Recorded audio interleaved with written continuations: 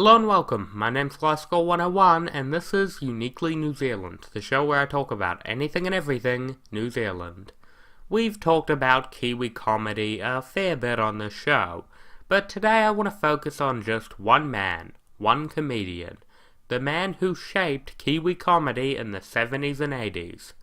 And that man is John Morrison Clarke. Before we go into this, I think it's important to give you a perspective of New Zealand in the early 70s.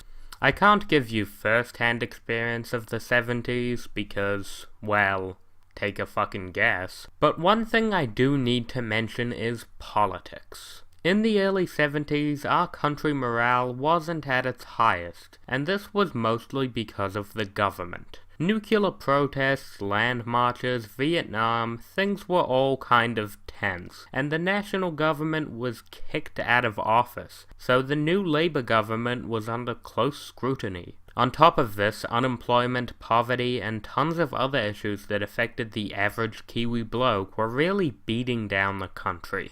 And that's what John Clarke realized and decided to openly mock on a regular basis. The stock we've got on the farm, we've got all sorts of animals here. You do need animals in farming, we've found, and we've got all manner of animal here. We've got cows, horses, sheep, ducks, fowl, chooks, geese, hamsters, the wife. Basically, for economic reasons though, we tend to concentrate on the cows and the sheep, the others being domestic animals, and they don't pay. We find they don't pay very well. Neither, of course, do the cows and the sheep, but they do pay a little better than, for instance, the hamster, which is there's not a lot of return on hamsters at the moment on the open market. After a few brief film appearances and a run as a star on a sitcom called Buckhouse, John Clarke starred as a typical rural farmer type on a parody segment on the show Country Calendar. Now, Country Calendar is a whole different beast. Most of the time, it's a straight-up documentary covering various farms and farmers around New Zealand. It started in 1966 and is actually still running to this day. But because of this, it wasn't always a documentary. Sometimes it aired parody and comedy segments. And this is where John Clarke started as a farm man known as Fred Dagg. I go to town about once every, or at least once every 5 years. I like to get in there as often as possible. Now, it's not that I don't really like the towns. I'm not very keen on the towns at all, in fact. But I mean, a man's got to go in there sometimes and get a few provisions, one or two things that you can't get out of the wool shed or off the neighbour's place.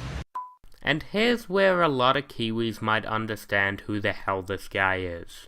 You see, John Clarke didn't just play Fred Dagg in this one video.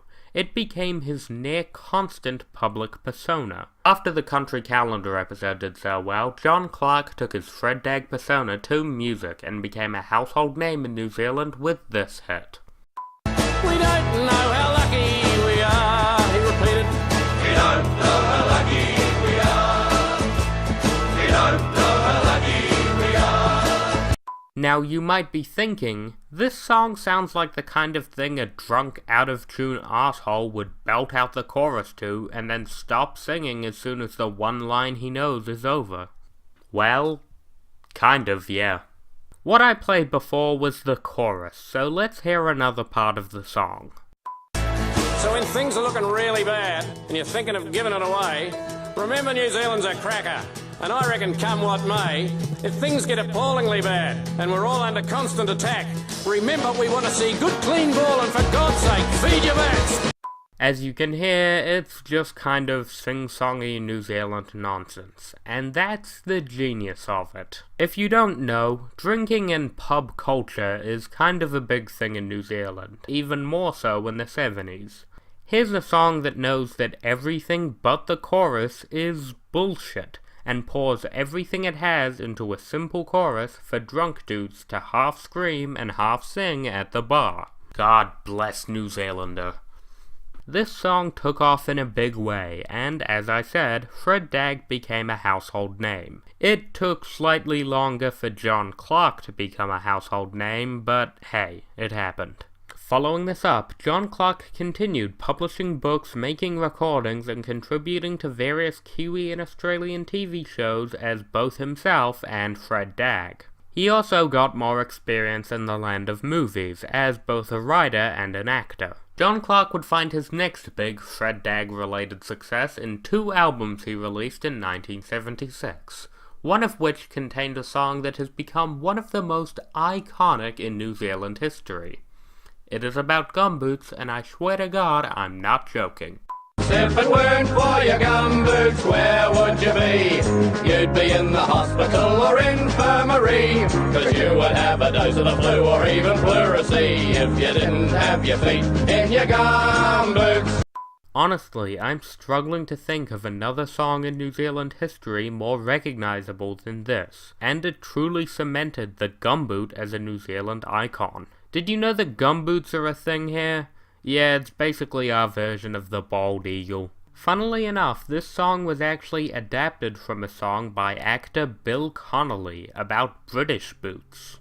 And that song was based off another song from an Irish folk band called Clarke Brothers and Tommy Makem. If it wasn't for the weavers, what would you do?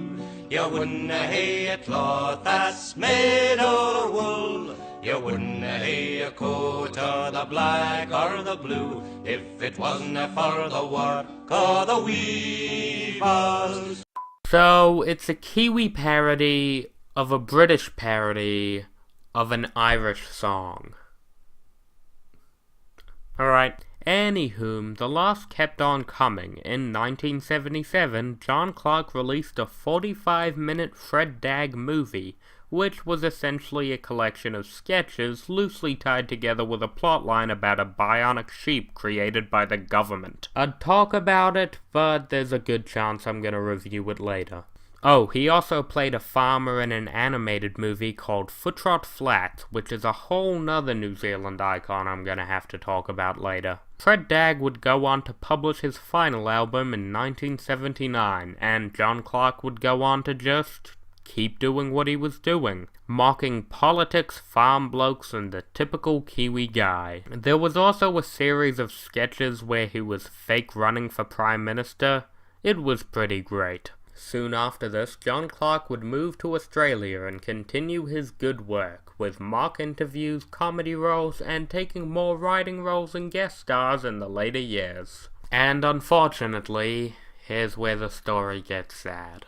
On the 9th of April 2017, John Clarke died by natural causes on a bushwalk in a national park in Victoria, Australia. His death was unexpected, taking both Australia and New Zealand by storm.